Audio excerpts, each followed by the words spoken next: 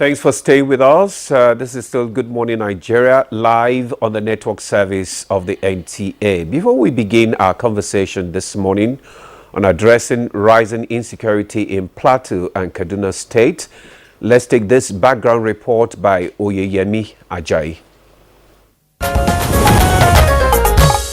Insecurity in parts of the country has continually been of concern to everyone.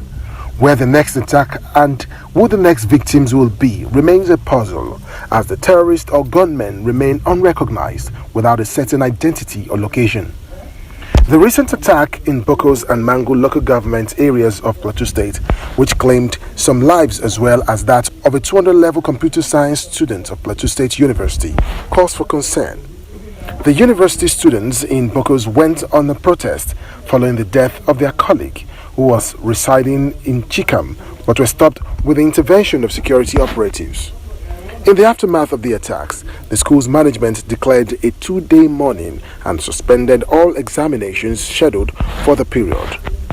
Also, the death of at least 23 persons during the terrorist attack at Anguwa Danko in Kakangi ward of Benin Gwari local government area of Kaduna State cannot just be forgotten in a hurry.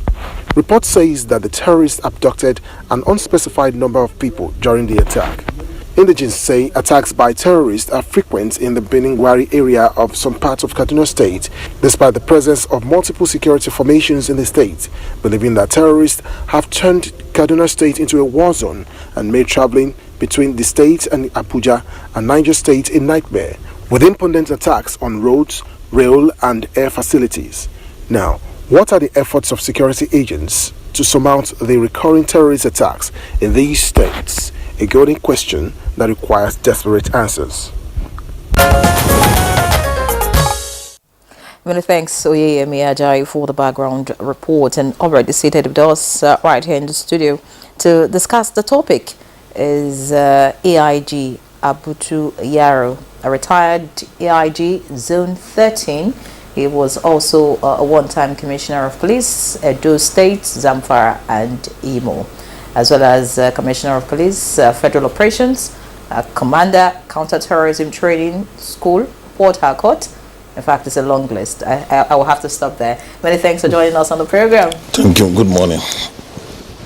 All right. We also have seated with us a regular and, if you like, a very, very vast resource person as far as security matters are concerned. It's a pleasure to have with us again Dr. Kabir Adamu, a security risk management expert. Many thanks for joining us, sir. My pleasure. Thank you. Good morning. Okay, we have also Mohammed Ali, security expert, who is joining us from our Kaduna studio.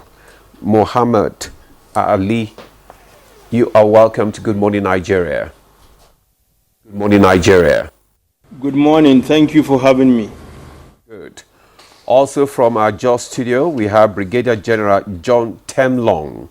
He's the first Commander, Multinational Joint Task Force, former President, Alumni Association of National Defense College and Security Consultants. It's a pleasure to have you join us on Good Morning Nigeria.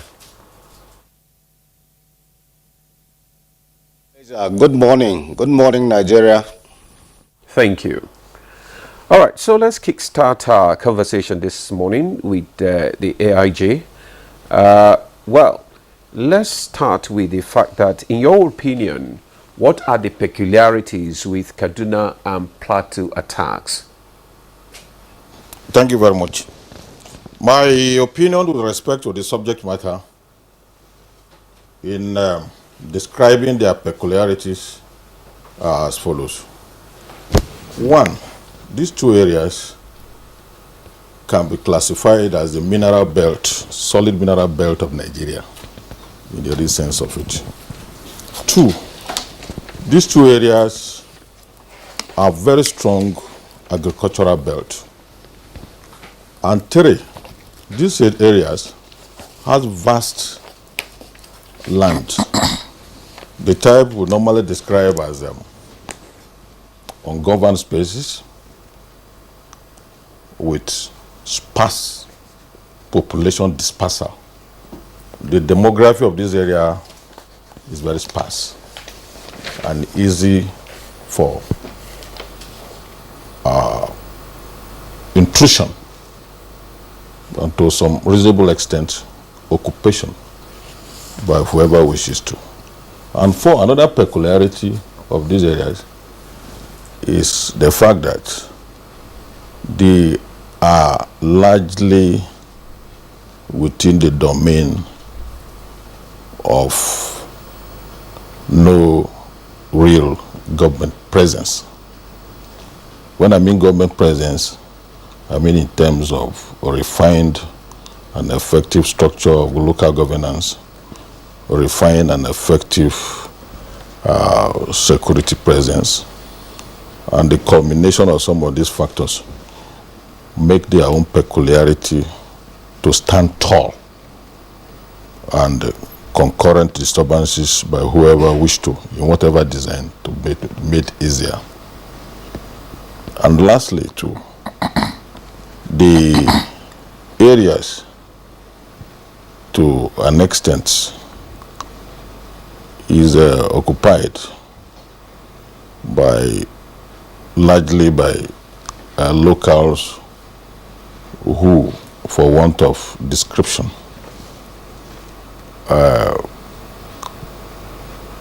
are not really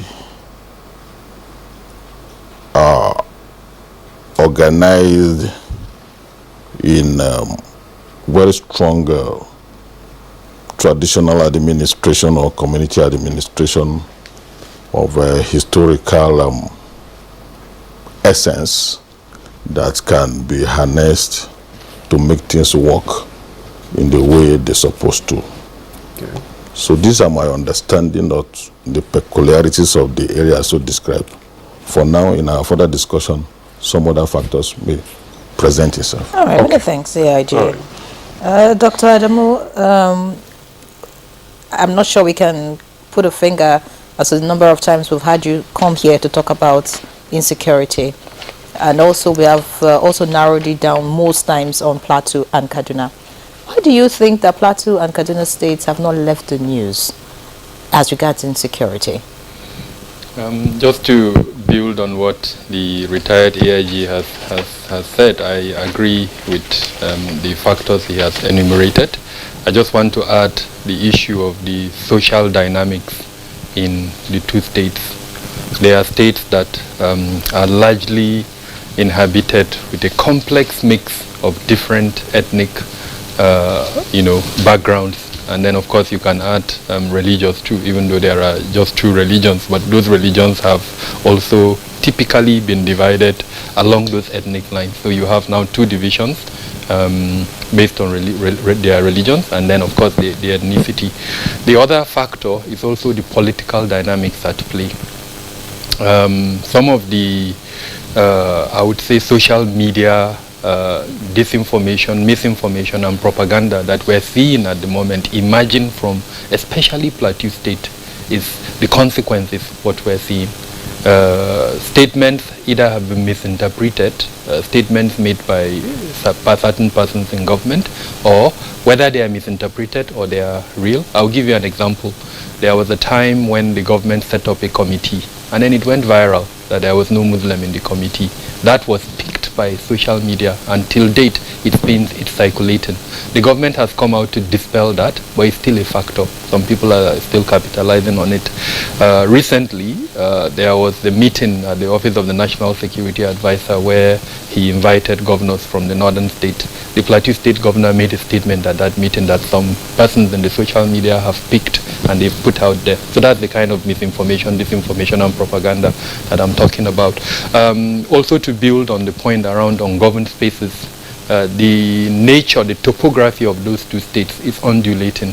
The forested parts, the mountainous parts, and then of course the coterminous borders that it shares with some states, in the case of Kaduna, Niger as an example, in the case of Plateau State, Bauchi, and then of course the forests that run through there. So all of these are some of the factors, and I think also to buttress the point made by the AIG, the inability, and again I say this with all sense of responsibility, the inability of the two states to harness and understand these peculiar challenges and put up a structure, a security structure, especially a criminal justice system that is able to identify offenders and then punish those offenders, would have prevented what we're seeing at the moment.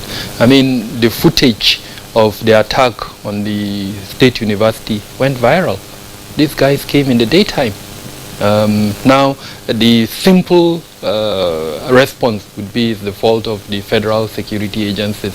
But then states who have been afflicted with such dynamics, they've been able to come up with model ideas. And they always use the example of Lagos.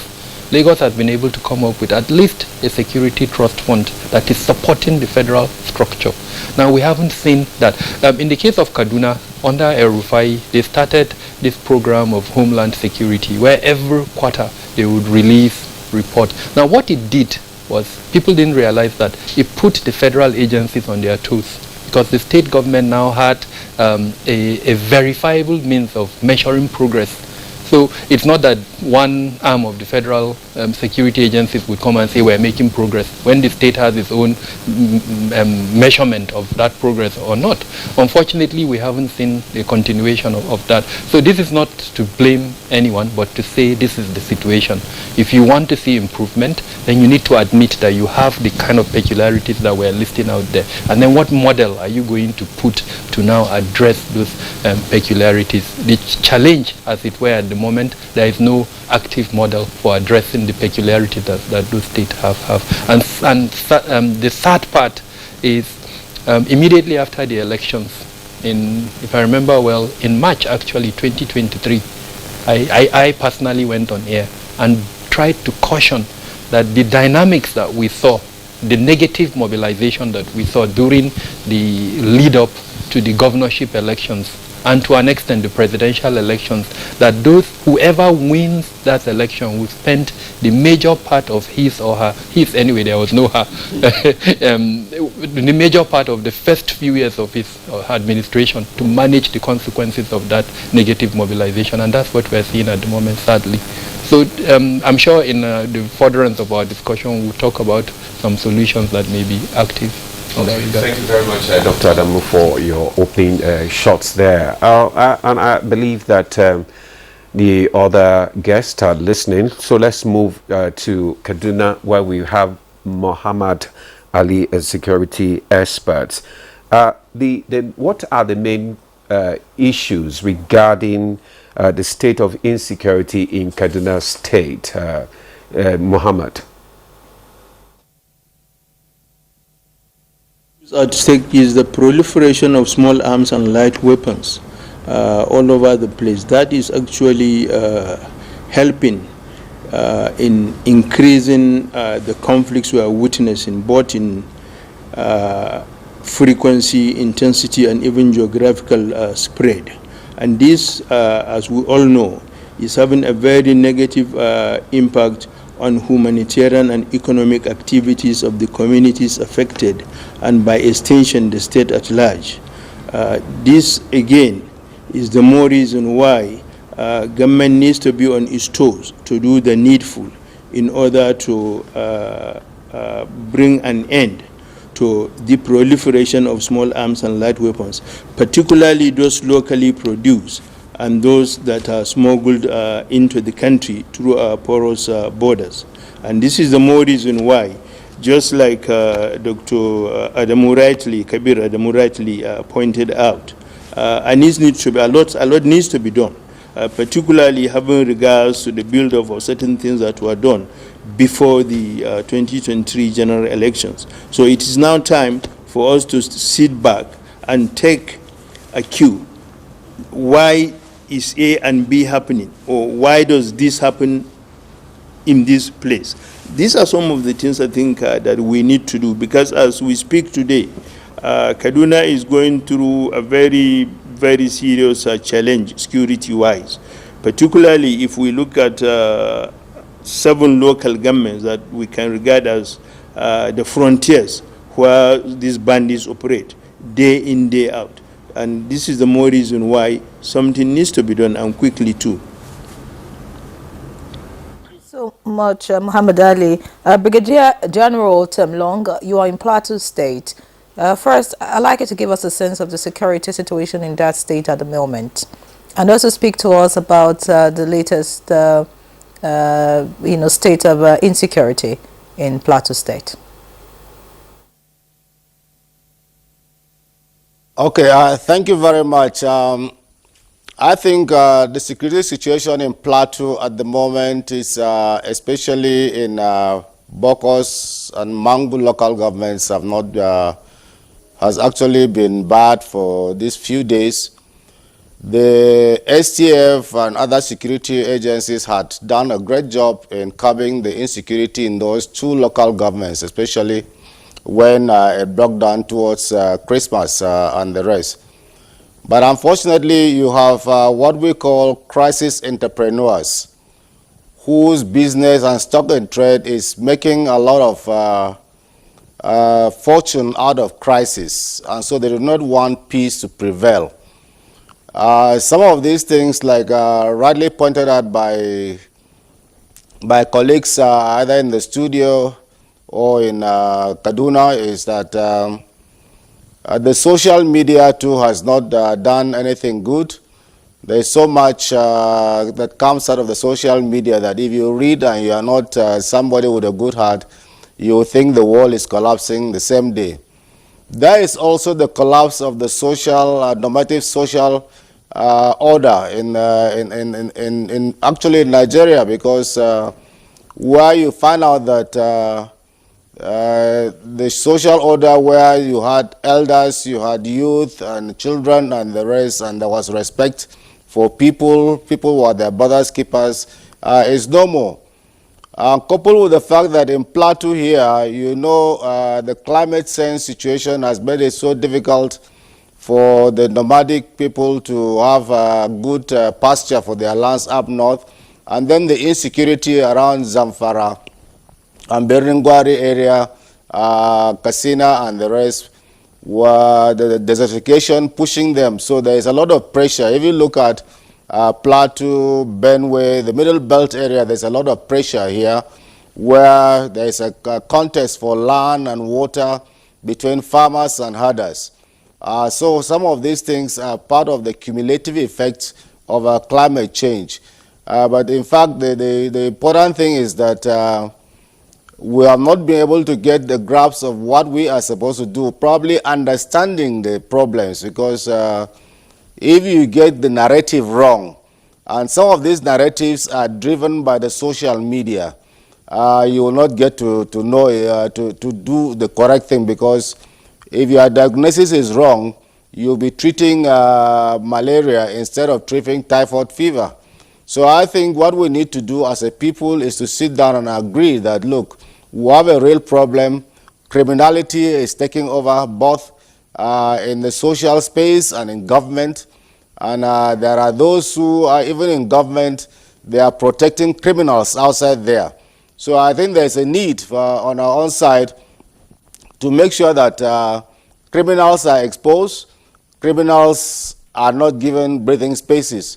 If you see what happened in Oyo State, that's a classical example of where the community itself is resilient and do not want criminals to give them space. When those Yoruba agitators stormed the Oyo State House of Assembly, you could see that the citizens resisted them. The citizens rose up in unison, pointing out to the houses of those who they suspected or those who were involved in those criminal acts, or those not even just criminal, but they are quite a treasonable act. They brought them out, they shot them out, and then their houses were demolished and the rest. So it means the society itself has to rise up against these criminals. And government seem not to be understanding the situation. So it all depends, again, like we pointed out, if it's time for governance now, it's no more time for politicking. It's time to heal the wounds of what came out prior to the elections. It's time to make sure that everybody is part and parcel of the society. And it's time for good governance now, both at the local level and at the state level. We do not expect the federal government to come and take over governance at the local level and at the state level. And sometimes people seem to think that the federal agents are all over. It's not possible. Even in China or India, where they have armed forces in millions, they can't cover everywhere. It is a society itself that will be able to police itself. And that's why I say there's a breakdown of the social order. Because if you have a criminal society, they bring him. They have a way of punishing criminals. They have a way of even doing alternative dispute resolutions.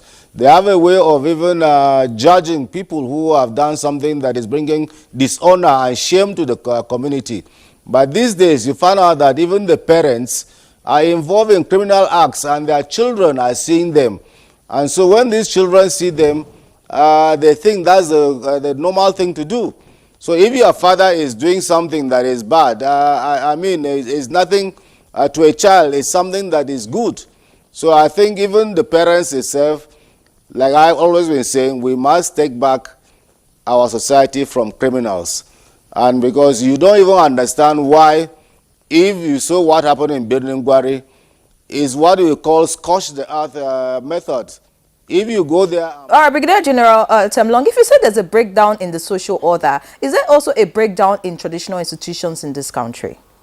Because, I mean, we expect, like you have said, that the community would rise up and defend themselves. If the social order is the reason why that is not happening, what about the traditional institutions stepping up to protect their domains? What's going on in Plateau State? What are the traditional leaders doing?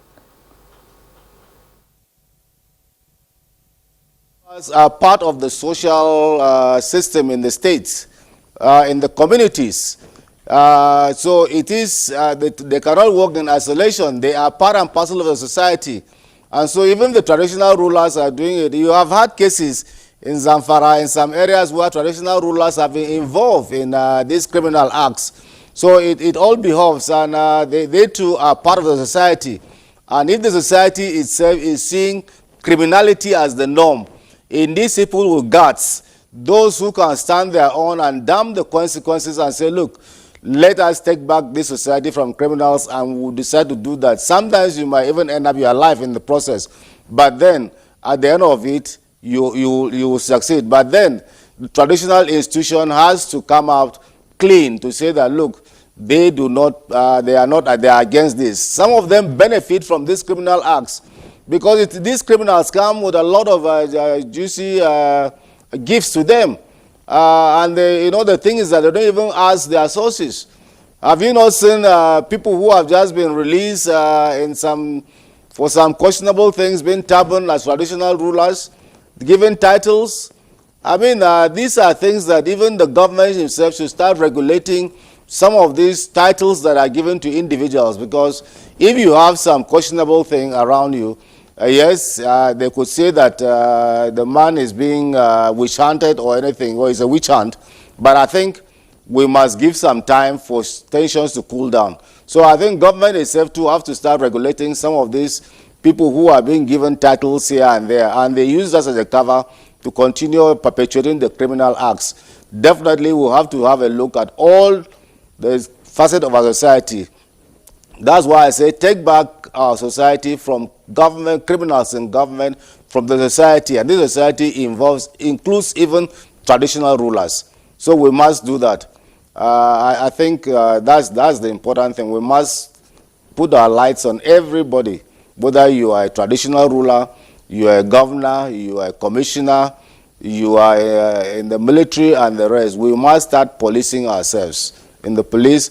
And if you are living questionably, your source of livelihood is questionable, and you are displaying affluence all over the place, and we see it. I mean, nobody questions it. Instead, we worship it. That's the breakdown of social order.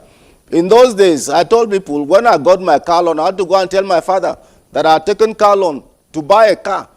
Today, when you put somebody in an appointment, the next thing is driving a jeep of 160 million or 200 million, and people are clapping for him that he's a good person.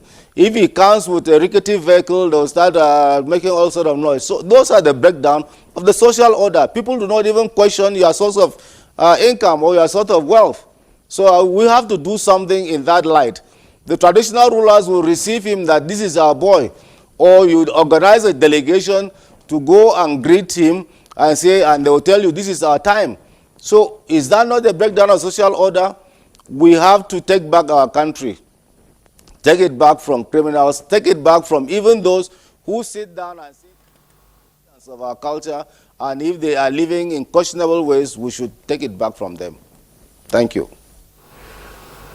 Thank you very much, Brigadier General Temlong, for your contribution there. The need for us to take back our country and also to bring back the social order that seems to have broken down.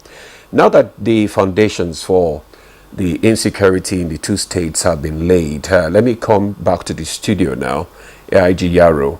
And some of the issues raised is the challenge of social media, misinformation, and the state not having a structure, to tackle these challenges when they arise, and the proliferation of arms and many other things, like the breakdown of social order that the Brigadier General just stated there.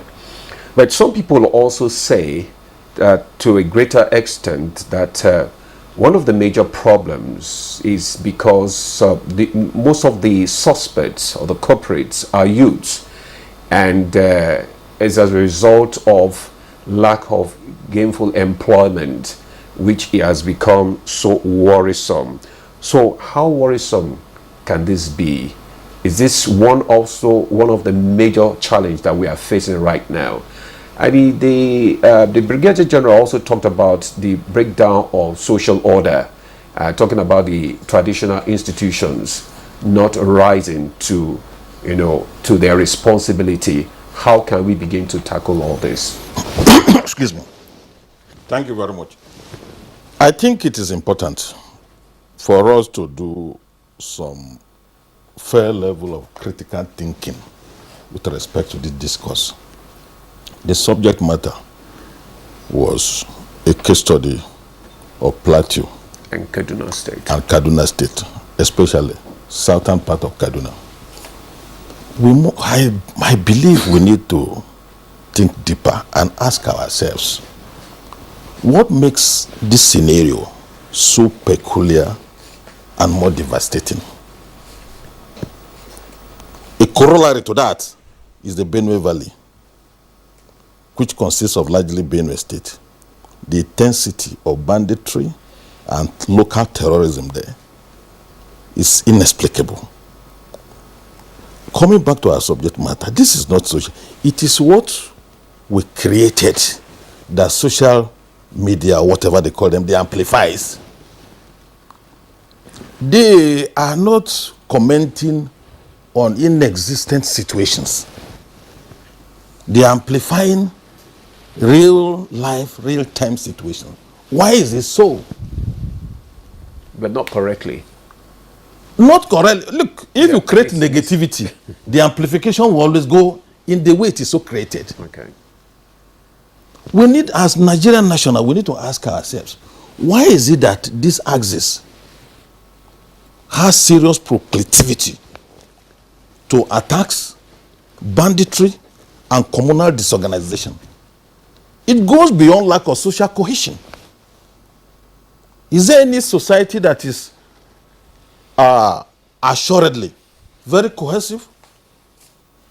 Why is it that some states in Nigeria, even in the northern axis, seems not to having prevalence of this kind of thing we are discussing?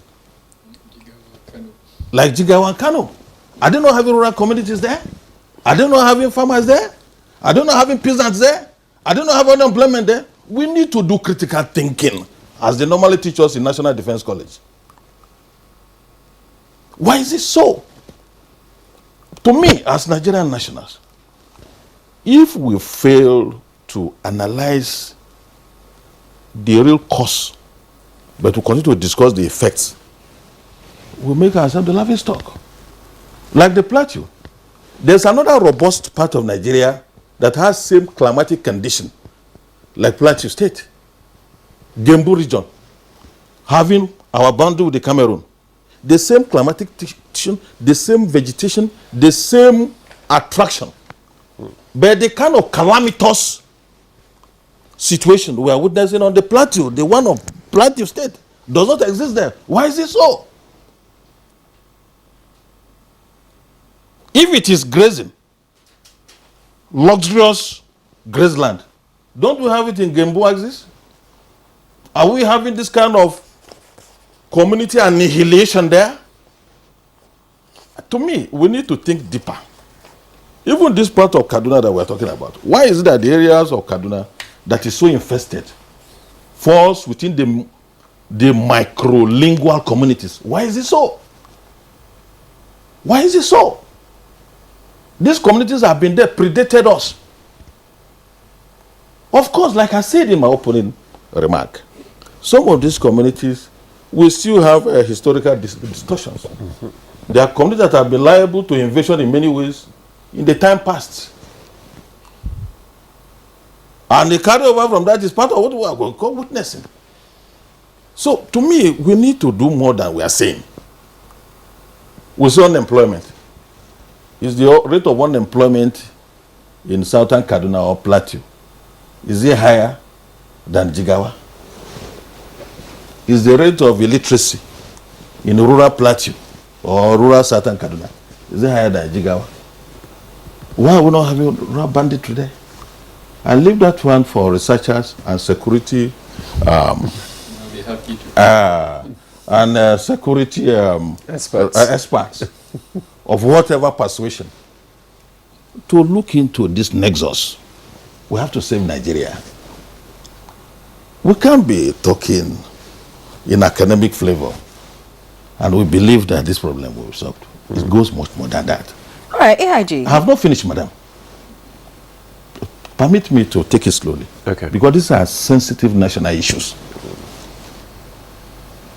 Look, these communities have not broken down.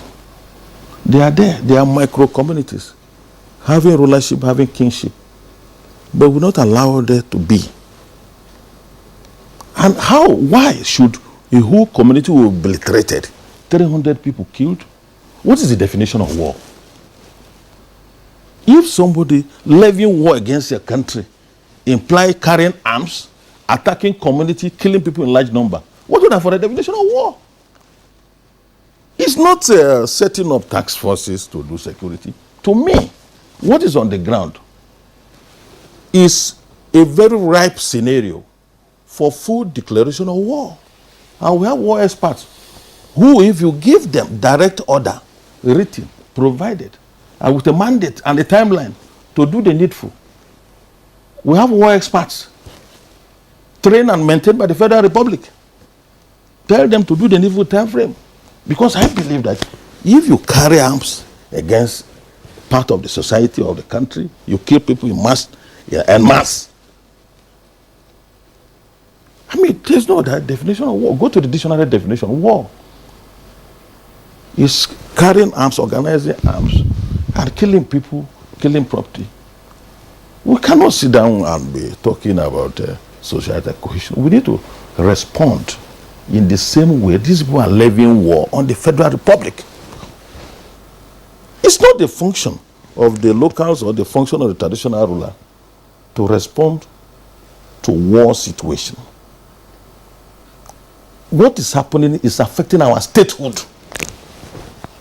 Our statehood. Let me tell you, my sister, we are not the only multilingual group. Go to our neighbors, strategic neighbors here, Cameroon. Northwest of Cameroon is the northeast of Nigeria.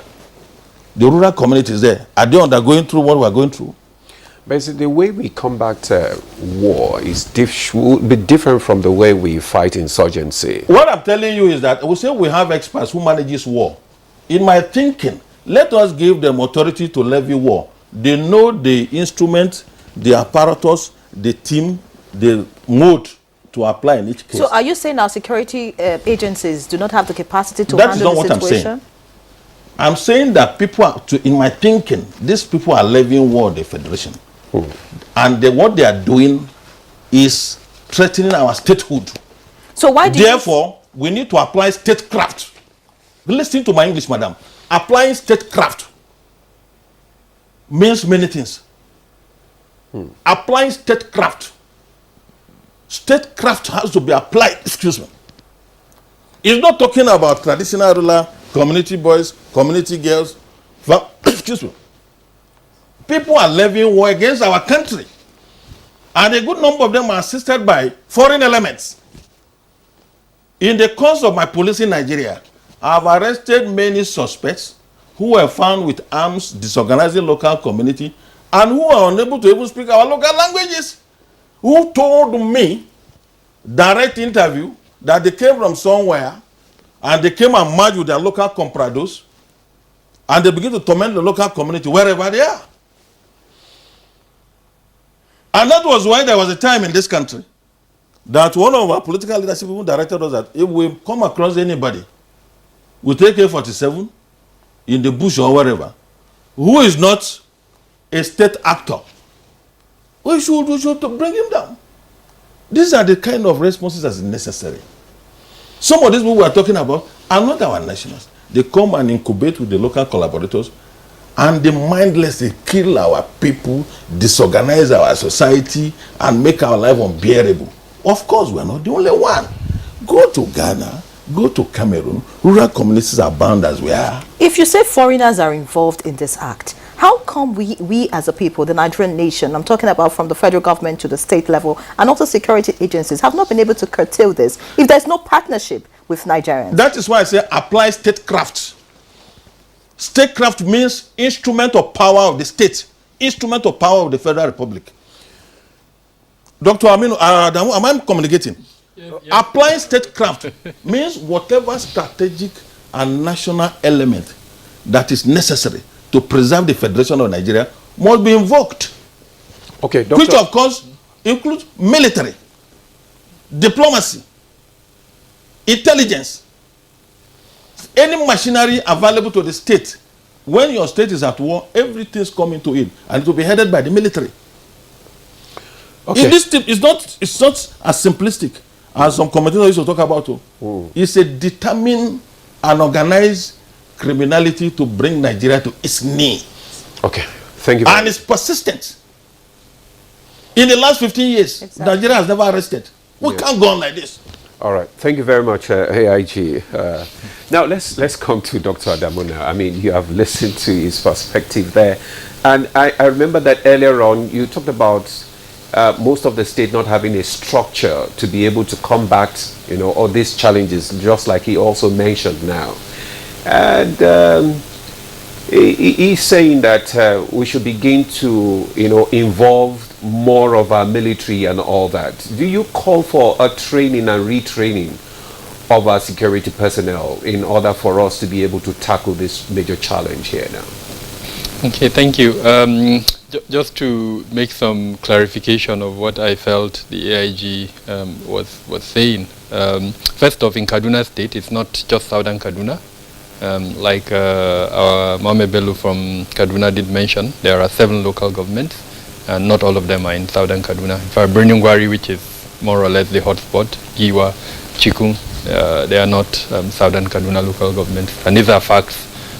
Figures speak to the fact that these are the frontline local governments. So the narrative that is being painted out there that is Southern Kaduna, no doubt Southern Kaduna is also being affected, but I don't think I want to leave the audience with the impression that it's just Southern Kaduna. It's important we make that clarification. It's also very important. I hear the AIG when he speaks of foreigners coming in. That is just one aspect of the threat element affecting Nigeria.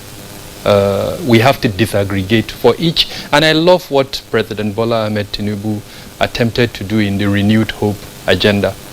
What we're hoping, expecting, in the lifespan of the administration, they will create frameworks for addressing these security challenges across the 6 geopolitical zones. And to do that, just like the AIG recommended, we need to study in a sociological manner the reasons for the conflict in the 6 geopolitical zones. They're all different. When you go to the south, southeast, southwest, northeast, north central, northwest, there are differences in the complexities of the conflicts in those locations. So the onus is on the coordinating elements within the national security architecture, the Office of the National Security Advisor, the Minister of Defense, Minister of Interior, Minister of Police Affairs, to an extent the Presidency and the SGF. They need to come up with this framework as quickly as possible. If you ask me, they should have come up with it yesterday. That will guide our state governments in coming up with the structures that we need to address. Because till date, as we're talking, security remains in the exclusive list. Let's not be lost in that conversation. And because it remains in the exclusive list, the federal government has more responsibility. Even though within the Constitution, still, the state governments do have their responsibility. The Constitution allows our governors to direct these federal agencies that are deployed in their state. Forget what governors say that they can't. The Constitution allows them. They are chairmen of the State Security Council. They have that power. Now, point I'm trying to make when I mentioned that in Plateau and Benue, they've not come, and Kaduna, they've not come up with the effective and efficient structures for managing the peculiarities of their state. Now, the peculiarities of their state are known to us. And that's one other point I would like to clarify when the AIG mentioned that there are ethnic militias involved in this conflict. Yeah. Apart from ethnic militias, there are what I prefer to call non-state armed groups, including terrorist groups in the case of Kaduna. Then there are the bandits. And these bandits, they have different manifestations. They include the armed herdsmen, they include their collaborators. In fact, there is an echo space of involvement across different layers. So if you know you have that in your state, what are you doing to stop it? The most simplistic mechanism that states have come up with is to create vigilantes. And sadly, the creation of those vigilantes has created another problem. Because what we saw in the states where they created vigilantes, even in the case of Plateau State as an example, the principles of equity, diversity and inclusion were not followed. A particular ethnic group will probably dominate those vigilantes. And because when they were being created, there was a perception that another ethnic group is responsible for the challenges. So even innocent members of that other ethnic group were now being targeted. And now you now have a situation where that ethnic group, because they are not being protected, they also seek to weaponize themselves to protect themselves. Now in all of this, and I love what Mohammed Bello mentioned, this issue of issue of weapons proliferation. We need to wake up from the slumber that we are in as a country. Till date, we do not have that commission that ECOWAS has recommended for addressing the challenge of small arms and light weapons. We have a center that is domiciled in the Office of the National Security Advisor. That center is operating, quote unquote, under the Office of the National Security Advisor. What ECOWAS recommended is for us to have an independent commission, and it is because ECOWAS recognizes the magnitude of the problem. That is why it recommended a commission. Now, parallel to that center, we have another, and I use this word with all sense of responsibility, illegal commission that is also operating for small arms and light weapons. Why is it illegal? The National Assembly passed an act, a bill rather, and put it forward to the president. That bill has not received presidential accent, but the chairperson of that commission, quote unquote, is operating more or less illegally. He has come on national TV to say he's still waiting for presidential accent. So at the moment, we have two structures that are running independently and trying to manage an existential problem. Every security practitioner that you speak with will admit to you that we have a problem of small arms and light weapons, yet we do not have the structure for mopping up those small arms. So one of the first things we need to do is to make sure that center that is currently in the Office of the National Security Advisor now becomes a commission. And the only body that can do that is the Office of the National Security Advisor, and working together closely with the National Assembly. They need to pass that bill. The President needs to give his accent so that we have that. But with direct response to your question regarding what states can do, once that framework has been created, each state needs to come up within the minimum, at least a commissioner or either on homeland security or local government affairs or whatever the administration they want to call it. The second thing they need to do is to make sure they have an intelligence wing that is tied to an early warning system. Now, incidentally, Kaduna has all of these things. The only challenge is that they are not effective for some reasons. The early warning system in Kaduna is one of the best that we've seen in the country. Headed, and then of course they also have a peace commission. The Plateau State also have a peace commission. Okay. But all of these things that I've mentioned must be put together using monitoring and evaluation mechanisms that would allow the governor to measure the performances. And what is the best way to measure the performance? If today we're having attacks in Bokos and Mangu, by the next 3 months, there is no attack in all the local governments in Plateau State. He knows that the functions of these structures that he has created are working. If, however, we continuously, like we've been seeing over the past few months, attacks, then something is wrong. And that is what M&E will do to them. So in summary, the structures that would tie in with the existing federal security arrangement and reduce the security challenges in the state is what is missing. So it's not about training and retraining of the personnel. It takes more than that. For them to be able to handle the... It takes more than that. Apart from training, you need numbers, you need equipment. I talked about diversity, equity, and intelligence. When you say numbers, what do you mean by numbers? So for instance, no matter how well you want to address security, if you do not have presence, and of course the force multipliers, Madam spoke about intelligence, it's an example of the force multipliers. We talk about getting the buy-in of the people. What structures have we created? For instance, if I'm in one small town in Vom, in Jos South local government, and I notice, bandits with guns, which number do I call? How quick can the response that I need come to me? So those are the kind of structures that I mean. Early warning systems as an example. When I see something, how do I say that something? Okay. Have those numbers been created? Are they effective? Have we, earlier when we were talking about traditional rulers, part of the challenge is that we have whittled down the power of the traditional rulers. And this happened under the Obasanjo administration. A local government chairman today can remove a first-class emir. A local government chairman. In fact, if there is any disservice that was ever done to Nigeria, is that we need to reverse that. We need to take it back, in fact, not just at the state level, at the federal level. Let our traditional rulers be revered, let them be respected. Let no governor have the capacity to remove a traditional ruler, frankly. Because they are institutions that should represent our statehood. If we continue to disrespect them in the manner that we're disrespecting them, I mean, all of us, one way or the other, if you remove all the layers of what we are, we're back to that traditional system. So we have allegiance, as it were, to a traditional ruler. Let's give them back that respect that they should deserve. The same way that the other countries that we're copying from, I mean, the King of England at the moment. Imagine touching him, what the English people would do to you.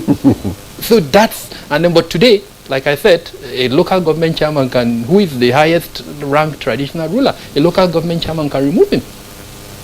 That's a disservice that we don't. So we need to strengthen back that system. The point I'm trying to make is the fabric for security in the country at the moment is not strong.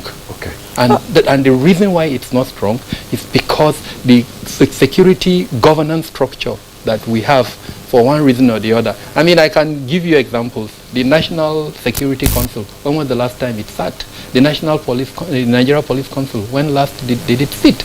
All of these are structures that are in the Constitution to manage security challenges.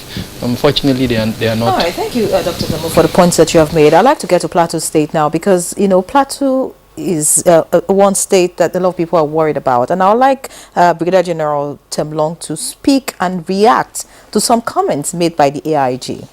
Now, with the kind of information that, security operatives have as regards the situation, why is it that it's taking too long, for Plateau State, either the government, or seeking support from the federal government to handle the problem?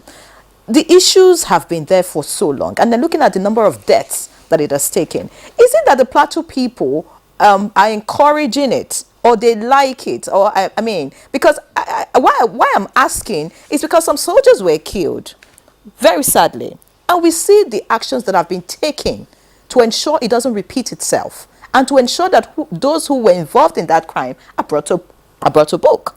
Plateau people are killed. I mean, I don't want to mention in the numbers. speak to us really. Is it that you are a brigadier general? I mean, you have some of information. You understand what is going on in your terrain. Why are your hands folded and you're watching events?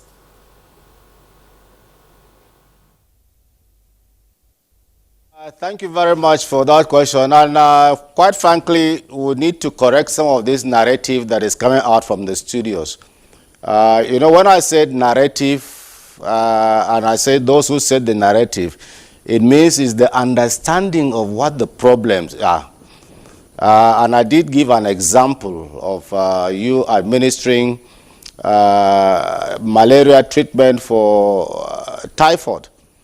I think what is coming out from the studios speaks to that. Thankfully, Dr. Kabir has tried to correct some of them. And when I say the breakdown of the normative social order, I think that is clear, and I'm sure, I'm happy you people there got to understand, but it looks, people are looking at the social order as if it's not. And quite frankly, you see, when you have two power sources, what Dr. Kabir Abdamu is thinking about or advocating is going to create anarchy. Why, in the military regime, the military tries to harness power by using traditional rulers because we are not all over the place. We didn't canvass to be elected. We took power by force. But in the civilian regime, the civilians are wary of a second power source which challenges them. And so if you start allowing traditional rulers and say that it is the federal government that will start dealing with that, moving, then you are going to create more problems for people than that. Even the constitutional monarchy in UK itself has been reduced. The powers have been whittled. They are no more what they used to be. They pay taxes now. They didn't used to pay taxes. And all sort of things. So I think we have to look at this thing without sentiments and look at the national security concerns and components. Coming back to the Plateau, you see, there is a misunderstanding of what the problems are. And I did say they are multifaceted. I gave an example about the climate change, the struggle for land. It's quite alarming. If you come to some places in Plateau today, the indigents have been dispossessed of their land. We cannot deny that. Go to places in Barakin Ladi and in Bokos, in Riom and the rest, and find out that all those people have been displaced. Recently, there is an attempt to get them back to their ancestral lands. So we have to understand this clearly. Bringing Gembu as an example, fortunately, I was the commander of 23 Armored Brigade some 20 or so more years ago. And Gembu was under my command. So the population of Gembu itself is so sparse. It's not up to a local government population here in Plateau. Too, the land, if you go and see the vast lands that people went and got there, they can't even farm them now. People took hundreds and hundreds of hectares as land. They are lying fallow there. Nobody is farming them. So Gembu can never be an example of what it is. And in any case, when you get to Gembu, you need a marketplace. Where do you get the market? So if you agree with me and understand what climate change is and is real and what it is doing to the middle belt, then you understand the problems. Now, Plateau State will have what we call Operation Rainbow. And thank God I was one of those who crafted this thing. It is an early warning and an early response mechanism. Early warning in the sense that it's supposed to be deployed right down to the polling units, where they know everybody in that polling units and they are taught and they build up their capacity on what to observe and what to report on, with a clear lines of communication. Unfortunately, we have not been able to implement this thing fully. Part of the things that Dr. Kabir is talking about is, again, this social media thing that they tell you, oh, those Operation Rainbow people are supposed to operate within their own local communities. You don't recruit them from Lantang and take them to Jos North. No. They are supposed to be within the community, those who are known men of proven character and those who are supposed to be within that community. So I think, again, this narrative, what the social media carries here and there, compounds our problem. The problem in Plateau is that, one, there is issue of land. People want to take over the land. Two, General, I would have to pause you at this point just to take a commercial break. When we come back, you continue your line of thought from where you stopped. So we'll take a break now. The conversation continues. Stay with us. All right, welcome back. It's still Good Morning Nigeria, live on the network service of the NTA. Before we went on that break, Brigadier General Temlong was trying to speak to us about some measures taken by Plateau State to curb insecurity. Could you go on, Brigadier General Temlong? Thank you very much. We know I've talked about the issue of land grabbing, displacement of the indigenous people from their lands. We talked about now criminality. You see, criminality has no religion and no tribe. I thank the AIG for saying that some of these foreign elements are in cohorts with the indigenous people. So criminals don't have tribes, they don't have religion. Their only common language is criminality. So you have criminality playing out in areas too. And there are what you call reprisal attacks. You see, when people feel hurt and feel they have been, you know, if you look at that community, justice is what is required. When you come and level a community, you kill people, and then some people who probably would have been picked up, and tomorrow you see them again in the society. So the transitional justice issues are quite alarming. The criminal justice system must be strengthened. And like I said, there are criminals even in government. They protect those criminals out there too because they work in cohorts.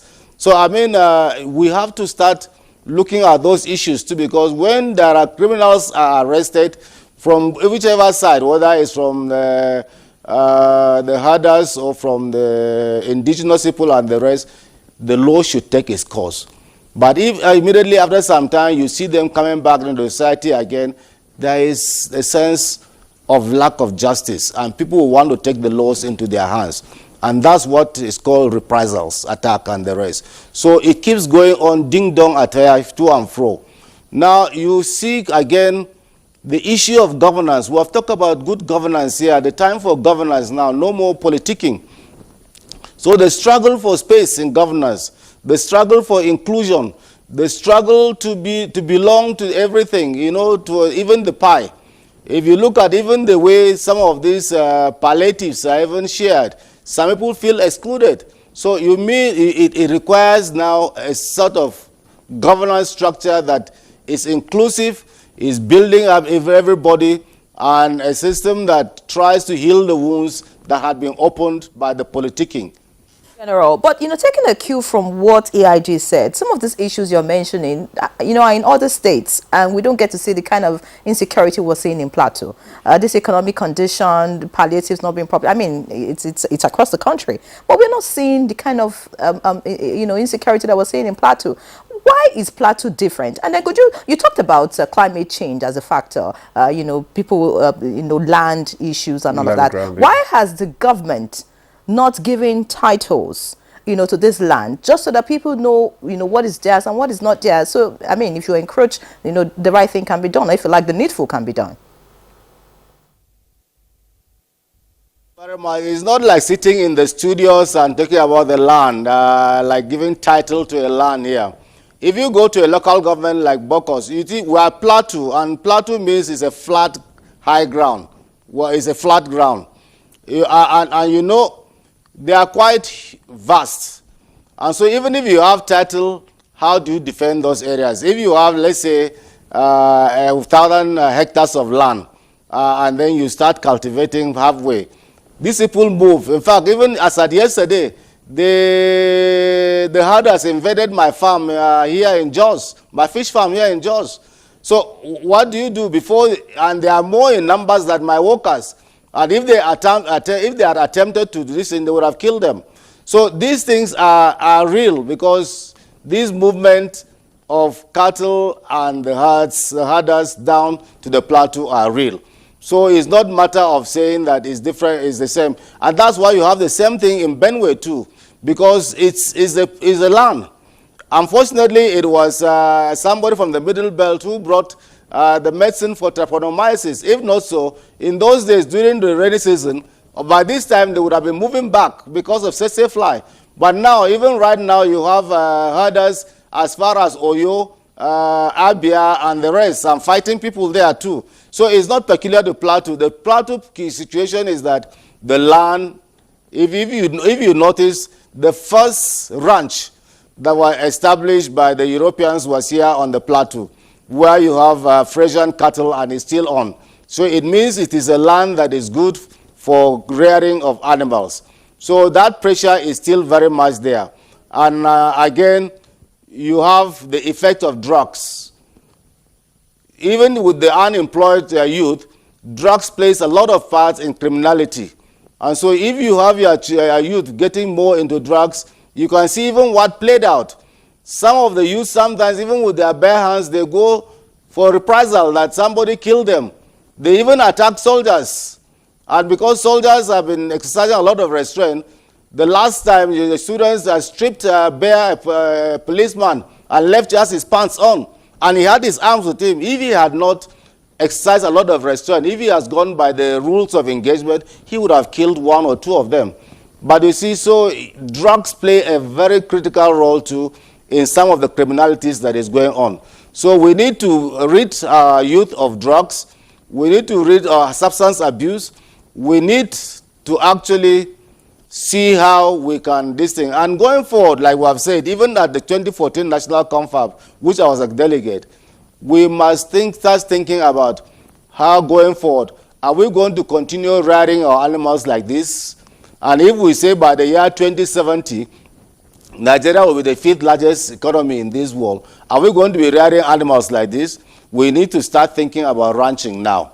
We need to start thinking about even changing this sort of cows that we have.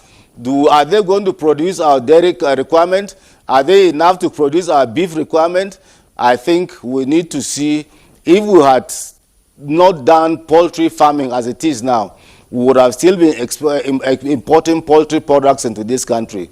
The earlier we start looking at the security implication, both in terms of physical security and food security, and find a way of getting these people to accept a way of life that we must start ranching, and then stop this free ranging and moving into people's farms, displacing communities and the rest. I told people that even in Saudi Arabia, they have some of the best ponies.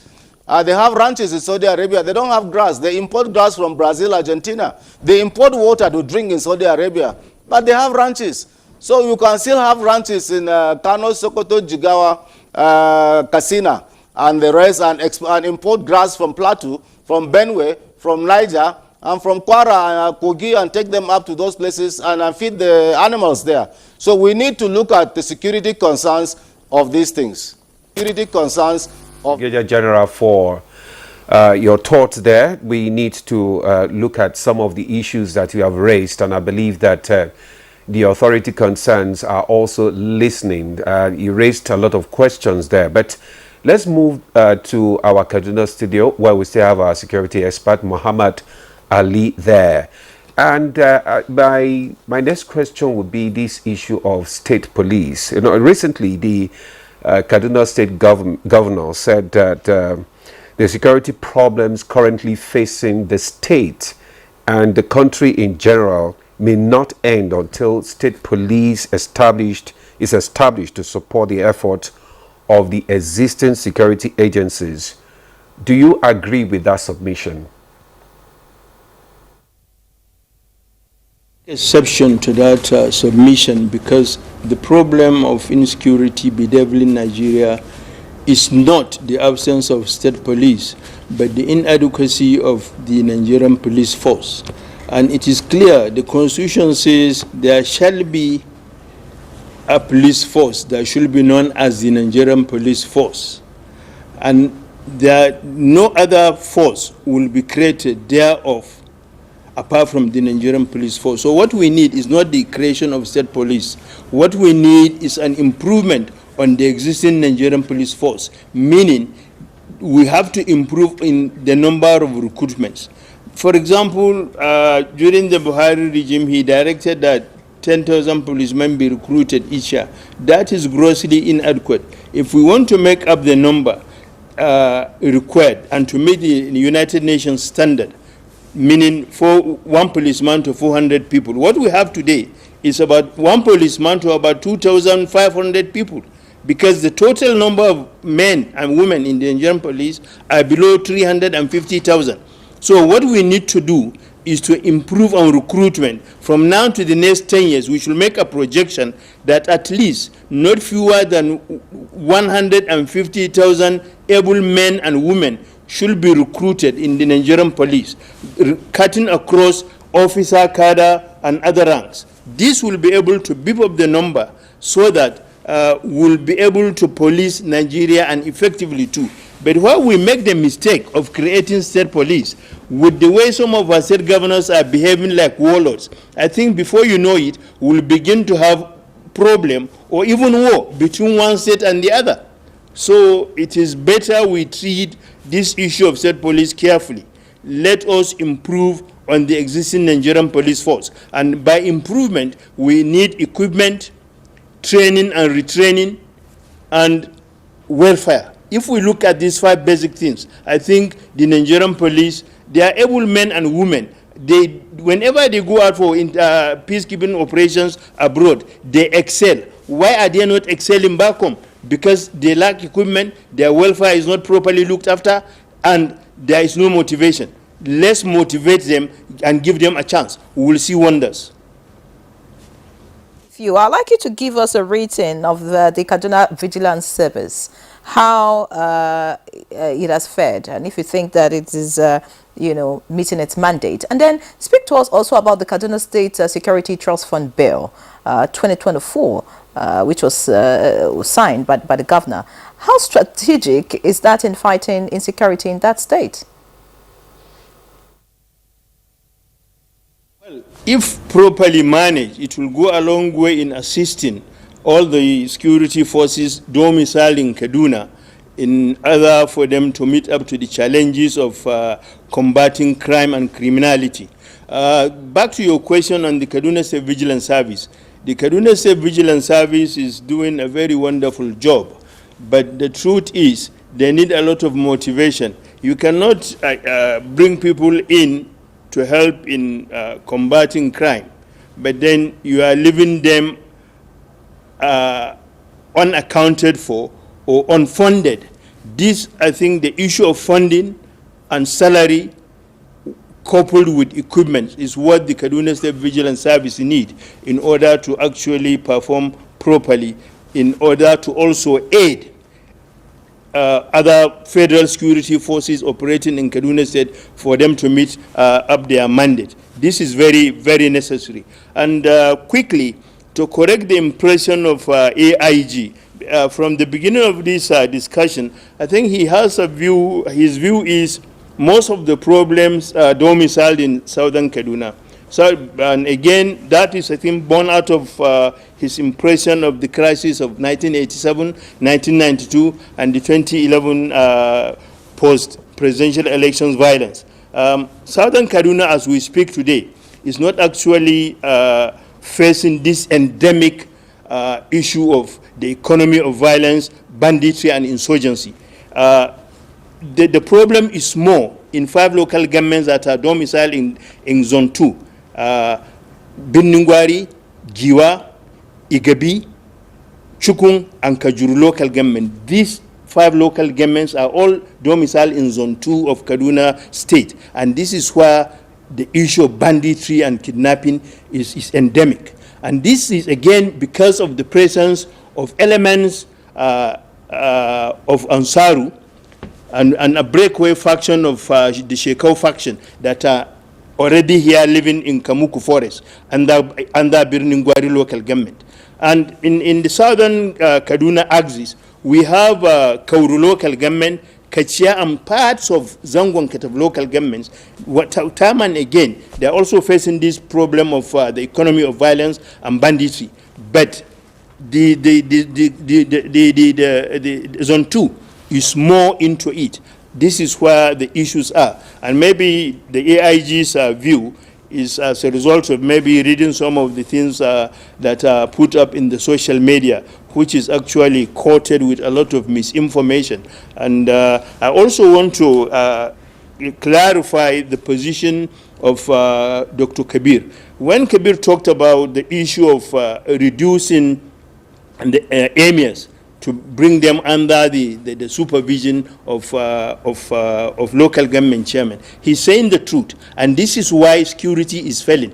Even an ordinary village head is key in terms of communal security, not to talk of an emir. So if we are really serious about facing and aiding and bringing to an end the issue of insecurity, certainly we must upgrade our emirs. Let us give them a role that is none of them in the past, so that together we'll be able to bring to an end this madness of insecurity that 14 years down the line, we've not been able to do anything.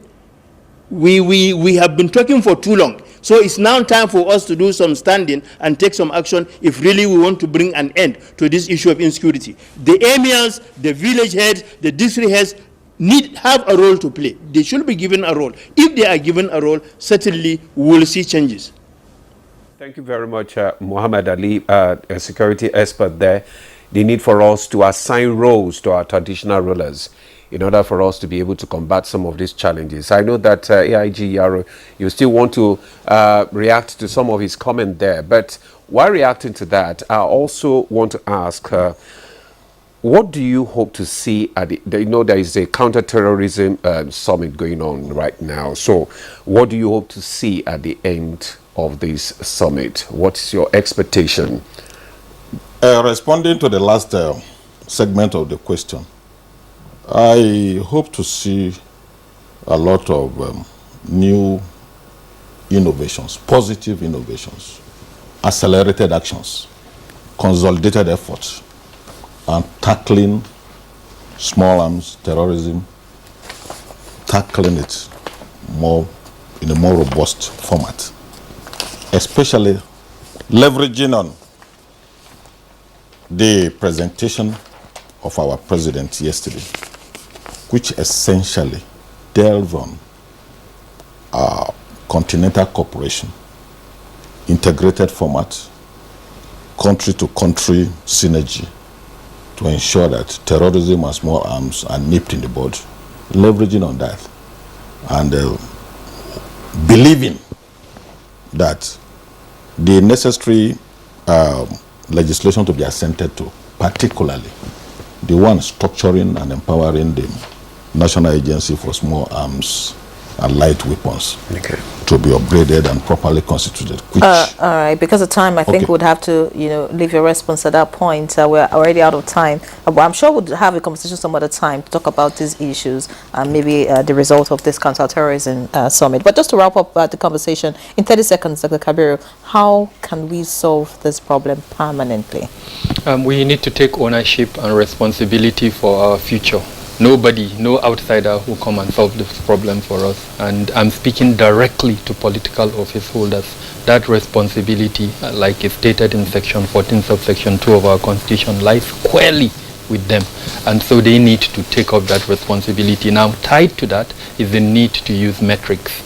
We can't, no matter how much you love somebody, if you use metrics to measure his performance, you will know whether the person is performing or not. So let's embrace metrics. As you know, I run a firm, Beacon Security and Intelligence Limited. We use metrics, so we're able to measure in clear terms to say there is improvement or there is no improvement. Every state governor, just like the Kaduna state government started under Rufai, and I think the Edo state government, they have that. All other state governments should have a platform for measuring their performance. Thank you so much, Dr. Kabiru Ademo. I hear that the commercial department will hand you a bill for advertising your company. All right. So thank you so much. We do appreciate AIG Abutu Yaro retired AIG Zone 13. Of course, the long list. Thank you so much for joining us for the conversation Thank you. and your insight. We appreciate you. Dr. Kabiru Adamu, always a pleasure to have you. Muhammad Ali, security expert that joined us from Kaduna. Thank you so much for being our guest. And Brigadier General John Temlong. Looking forward to having a conversation with you very soon, talking about the peace being experienced on the Plateau and, an end to all the security situations in that state. Thank you so much, Brigadier General John Temlong. We do sincerely appreciate all our guests. So that's good morning, Nigeria, this Tuesday. Many thanks for being a part of it. I'm Yenri John. Enjoy the rest of your day. And I'm Ademola Ade. Thanks for watching. Do have a fabulous day.